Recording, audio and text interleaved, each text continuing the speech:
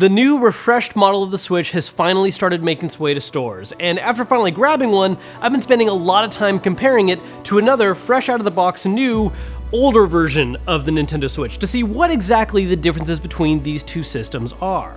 And real quick, before getting into all the different tests we ran and stuff, if you guys are still looking for one of these new models, it's not really clear when they're arriving at certain stores. It's a little bit random. It seems to just be based on whether or not that store happened to need getting more Switches in stock. But thankfully, it's easy enough to tell whether or not the Switches they have are new or not, thanks to its redesigned all-red box instead of the white background box that we're used to seeing. Now, initially, the first thing I wanted to test about these Switches was the battery life, because that is the big thing that Nintendo's really been talking up and advertising about them, that hey, this new one has longer, better battery life. But before I could get to that, I noticed something else was actually different between these two Switch models. When I had them first turned on side by side and was just on the home menu, which by default is in light mode, so everything's all lit up in white, there's no games installed yet to kind of crowd it up, the screen on the new Switch actually looked different to me. It looked just a little bit brighter than the older Switch, and more importantly, looked a lot warmer. It was shifting a little bit orange in my eyes, whereas the older Switch was a little bit more blue. And thankfully, I actually know someone who's an expert on all this kind of stuff to actually let us know what the real differences are between these two screens. So to get an idea of what's actually going on here with these two screens, we actually called in our resident color expert that actually doesn't work with us. He works with Austin Evans, Wes. So Wes, what exactly are you going to be looking at right now? We're going to look at the two basic main elements of a display, something that almost anyone will notice. So that's the brightness and how accurate it is at a very basic level. So how warm it is or how cool it is. Okay, cool. So we're going to take a look at the old one first. We're just going to use the plain white that's on the home screen and then compare that to the newer screen and see if there's a difference. Yep, that's it. Cool. Let's start with the old one then. I just took a screenshot of basic whiteness. Which was really good, by the way. That was the fastest screenshot I've ever seen in my life. That worked out perfectly. So I'll let you get to it. And we'll Thank you. All right, well, what we're gonna do, first we put it on the table. This is the first official part of any good color measuring, is you wanna put it on a flat surface. That's a joke, you don't have to do that. So this is what's called the colorimeter. So it essentially looks at all sorts of colors throughout an entire wavelength, and then it measures them to see how accurate they are.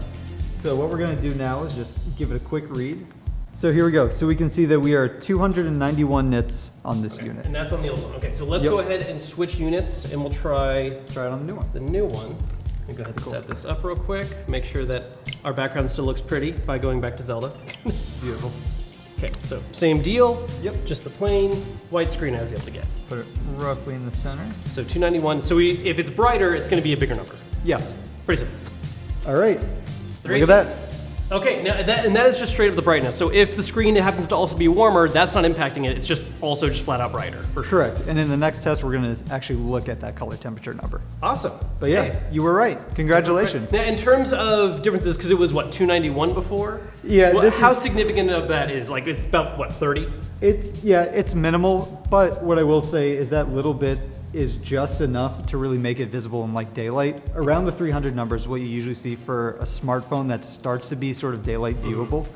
So that is the number that you want to see, somewhere usually in the 320-ish range to be more comfortable. Awesome. So this one's closer to that range than the other one is because it's right below it at 2. Oh, for sure. Yeah. If you were someone that was outside more gaming, like maybe chilling outside between classes or something like that, this would totally be the way to go. So this time we're going to check color temperature. Yep, so this is essentially how warm or cool or orange or teal the white or lighter colors are. And so before we actually get a result, what I was seeing earlier is it looks like the new one, which we're not testing yet, looked like the new one was a warmer color versus the older one being a little more blue shift. So let's see what we actually get. Let's do it. All right, so with the absolute white reading, we are getting 7.2K-ish white balance, so about 7,000-ish Kelvin. So when you're outside, it's usually between about 5,000 and 7,000 Kelvin, and when you're calibrating a display, if it's accurate to a video standard, it's usually 65,000 or 6,500. So being 7,000, this one's a little bit cooler blue, so not as accurate. So if the other one is a little bit warmer, it might actually be more accurate, which would be cool for a newer version. Let's check it out. And there's no like auto modes or anything set on these, right? No like weird auto modes or anything? Oh no, both of these are set to max brightness. We don't have any auto brightness on. I mean, they have that option, but it's not on right now. So for this result, if it is warmer, it's gonna be a lower number, and if it's closer to 65? If it's closer to 65, we will be more accurate. We got 6,757. That is so much more accurate than the other one. Yeah, so it is warmer, but it's warmer in a way that's actually good. It's closer to true white balance. Exactly, it's closer to what the developers actually meant for you to see. And what exactly could they have done that would have made that happen? Well, so they did one of three things. They either just did a basic software fix, just to compensate for how the display works. Yeah, which this is running off the same thing as a regular Switch as far as we all know, So chances are that probably wasn't it. It's might be a whole new panel assembly, maybe just the newer generation from the manufacturer, or it's just a new backlight with a slightly better filter to knock out some more of that blue. But either way, this is a much better display. It's brighter, it's got a more accurate white balance. That's great. Awesome. So to recap, the new Switch has a screen that is slightly brighter, but at a very important range where it's now better and more clearly visible during direct sunlight, and it's got a more neutral, actual true color display versus the older one that was just a little too cool. I don't really play video games, but I say get this one. It's worth noting that there is such a thing as manufacturing variants where you could have two displays of the exact same model and still see slight differences, but with the differences we're seeing in both brightness and color temp and how significant they are, that likely isn't the case. This looks like it actually is a new display in the Switch. The update to the screens was a really pleasant surprise, but now that we know that for sure, I wanted to get back to the first thing we want to test, which is the battery life. And the way we went about this was we installed on both Switches Legend of Zelda, good old-fashioned main standard for the Switch, and usually the game that Nintendo references when they talk about how long a Switch's battery life can last. We just got to the opening bits of the game, went out over a hill and looked over it, and just left both Switches running for about an hour. I forgot initially that when you're leaving a Switch alone like that, while you can turn off auto sleep, you can't turn off auto dimming. So to avoid that, I hung out on a couch next to it with Pro Controllers pressing B constantly, which was fun. Now, along with running the game, we did have brightness set to max on both Switches. We also turned off auto brightness. We didn't want anything messing with it. We just wanted to have the battery drain as high as possible over this hour-long test. Also had volume maxed out.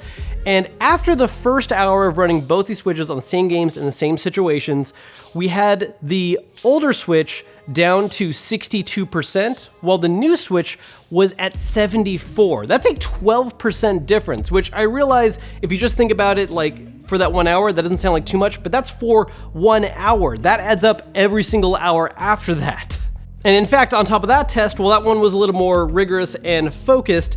Over time of me running other tests on both Switches and roughly putting them through the same things, it eventually got to the point where before I finally put them both in docks, the old Switch was all the way down to 14%, almost dead, while the new Switch was still sitting at 41%. With these different percentages in mind, it looks like the original estimates that Nintendo was giving about the difference between the two Switch models is pretty accurate, and that being that the older Switch, depending on what you're playing, lasts between 2.5 to 6.5 hours, while the new Switch will go from 4.5 all the way up to 9.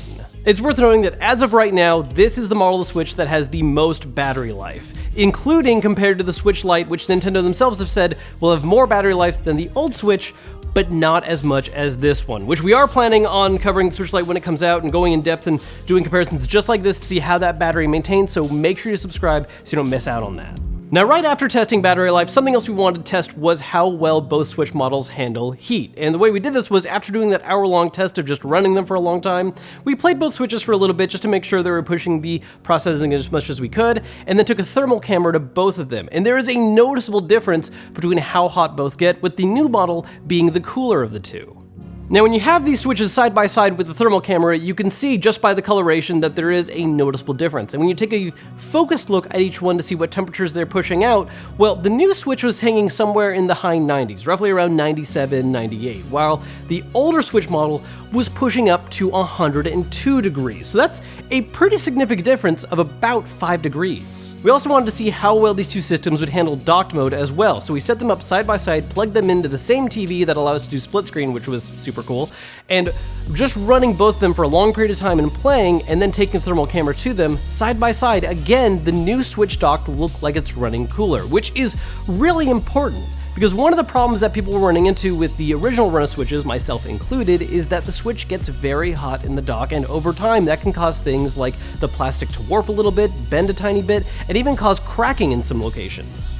Now, while the new Switch running cooler doesn't necessarily guarantee that this exact thing isn't going to happen, that does mean that it's less stress that it'll be going under, so hopefully it will last a lot longer, and maybe is just enough to save it from that same fate.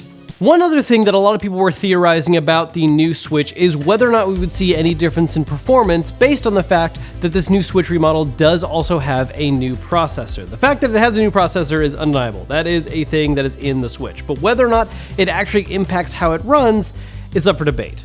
So, lining up the two Switches side by side, we loaded up the same game, Legend of Zelda. We did the initial boot as well as loading up a game, and the results based on doing it quite a few times is they are absolutely the same. Every now and then, one of them would get to the actual title screen slightly faster, but which one actually came out ahead went back and forth. And as far as loading up the actual game went, loading our save file, they were the exact same time and time again. Now, of course, it is possible that while they are running the same in handheld mode, maybe in docked mode, it would act a little bit differently. So we put both of them in a dock, hooked it up to the same TV, put it on split screen, loaded games up, and the results were the exact same. Once again, loading up any kind of major save file resulted in the same exact load times. Now, aside from changes to the main Switch itself, something that a lot of people have been hoping to see with the Switch revision is also potentially a change with the joycons. That is something that a few people who've bought them have reported, saying that some of the buttons, some of the way the plastic feels is a little different. And the main hope here isn't just that maybe they're newer, slightly nicer joycons, but that specifically these might actually be new joycons that are not going to have the same drift issue. Now, the drift thing in and of itself is a little hard to test because it's all based on wear and tear, and it's not something that's going to show up if you just play for a few days. It's something that's going to be a bit more in the future, but for now at least, we can at least open up the Joy-Cons, take a look at the insides, and see if there's actually any kind of major discernible differences, letting us know that, hey, this is a new Joy-Con. So I'm going to start with opening up the right Joy-Cons. Depending on what we see, we might open up the left ones as well. The right Joy-Con is traditionally the slightly more dense and kind of special one because it includes things like the IR sensor and the NFC reader. There's just a little more internally going on. So if there's any major changes that are in this one, they're going to be either present in both of them or only in this one. The left one doesn't have anything too special about it. And it is using the same screws, so that's good. This is also why we made sure that when we bought a new, older version of the current Switch, that we got the gray Joy-Cons on that one and the neon blue and red combo for the new Switch. That way, we could easily remember which one is which, and in this case, which Joy-Cons belong to which pair. Or which Joy-Cons belong to which Switch, not what pair. These are the pair of Joy-Cons. Whatever, words. I'm always a little afraid with these outside screws because I have stripped them in the past, and that is the worst feeling if you strip the head of it because then you just can't get it out. Okay, so there's all the screws out of the new one. Let's go ahead, let's try and open these at the same pace. So let's get screws out of the gray one as well. There's a part of me that really hopes that this new Joy-Con isn't actually too different, because while I've gotten pretty good at opening and disassembling these, I'm not perfect at it. So I'm gonna be a little mad at myself if this new one is actually a lot nicer and I don't put it back together to standard. We'll find out. Okay, so we got all the screws out. Let's go ahead and pop these open. Oh no, wait, that's the same as before, I think. Let's see, this one corner is acting like the screw's in and it's not, and that's really bothering me. There we go. Finally snapped. Okay, so here we are just with the batteries. Oh, interesting, yeah, and the batteries themselves actually have different, yeah, these are actually different batteries as far as model number goes. I'm wondering if maybe there's a difference in the performance of the battery on the Joy-Con now. That takes a lot longer to drain than a Switch battery, but that's interesting. Those are different. Okay, so looks like they still have the readers in the same spot. Just go ahead and move that out of the way for now. And then we'll go ahead and take off this next plate and see if there's anything different below there. This is thankfully a little easier than doing a shell exchange. There's still a lot of screws I have to undo, but there's a couple specific parts I don't need to mess with that I would have to for a shell exchange, like swapping out the buttons. It looks like the boards are the same model number. I'm seeing all the same designations on everything. Oh wait, this one has an additional line here that's not present on the other one. Oh wait, these sticks are different though, for sure. You can see the design on the sticks themselves, on the base, is a different shape and outline. So that's a different stick model. So far getting this deep into the Joy-Con, these are definitely not the exact same model. There are some minor differences here and there, but the most notable thing right away that I'm seeing is that the housing for the control stick, again, the thing that we were most worried about, is different. They have a different shaped mold and there is a different model number on them. It's not even printed the same. Now hopefully this means that this one, this newer, different one, is actually not going to have these same drift problems that the previous older model had. There's no way to prove that quite just yet. It's more of a time will tell kind of thing in stress testing, but these are not the same.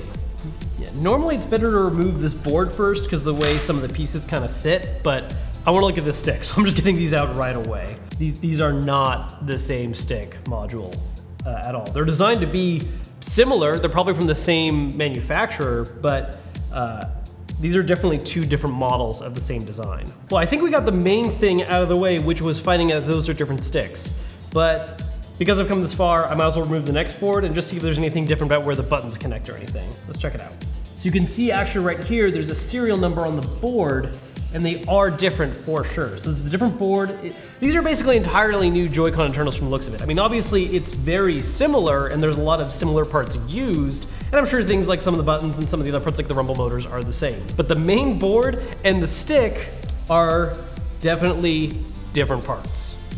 So I ended up taking a picture of these different sticks and sent them over to another YouTuber I know who is working on Switch comparisons as well, Spawnwave, and he actually went a step further than I did and opened up the insides of these casings because again, the outside itself does look different, and in the inside they did have different code designations, one being 5D, the other being 5E, but it looks to him that the internals are still basically the same kind of material as before, and in fact the magnetic coating still flakes a little bit when it's been scratched enough. So these are different, but it might not be different in the way that we were actually hoping.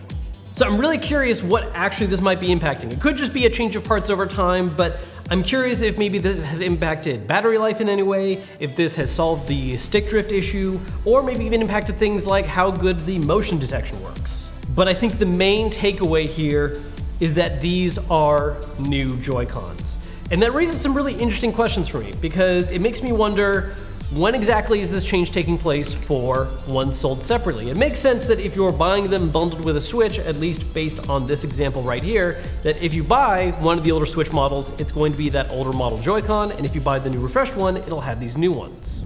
So with all that said and done, what exactly is new about the new Switch? Well, like Nintendo already themselves made very clear, it has a larger battery. That much is for sure true. But there are a lot of other little minor adjustments we've discovered that have made it even better than the original in ways we didn't really know, including the fact that it has a slightly brighter screen at an important point where it's more visible in direct sunlight, a warmer screen that is now closer to actual true color so you see games the way the developers intended you to, and it runs cooler as well, which might, just might, save that physical damage in the long run.